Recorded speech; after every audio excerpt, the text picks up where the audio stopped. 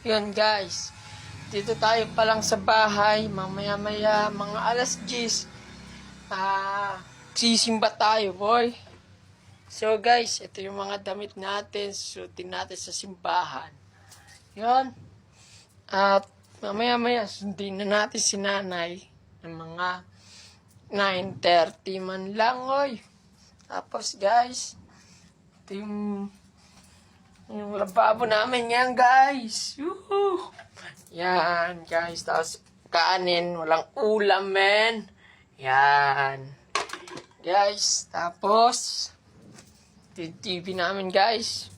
Kung makikita nyo, wala na yan. Bulok na yan mga. Yan guys, tapos dito ako minsan nahihiga, tutulog sa gabi.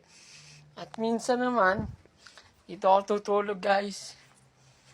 Sa upuan, men. Tapos, yan. Yan, tinapay tayo dyan. Tinapay, men.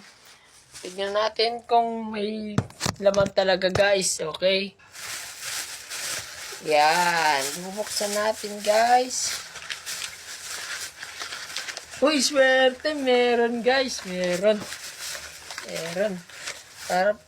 Parang export na, men. Yun. Tinignan lang natin para hindi tayo nagugutom, syempre, men, di ba?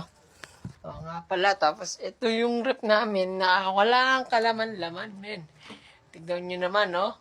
Ganda ng laman, di ba? O, di ba? Tapos dito nga pala, tulog yung airpot ko, men, dito. Yan, tignan mo, dami yung labahin, no, men, no? Dami yung labahin, no? As ito pa, malinis to, men. Malinis to. Kala nyo lang hindi, men. Tapos, ito yung labas namin, men. Ito, yan. O, see? Ganda yan, di ba? Lawak. Kasi ito yung may-ari ng bahay nandito. Nandito sa loob, men. Nandito sa loob. Okay? Yan, nakikita nyo naman. Ganda ng halaman namin, tol.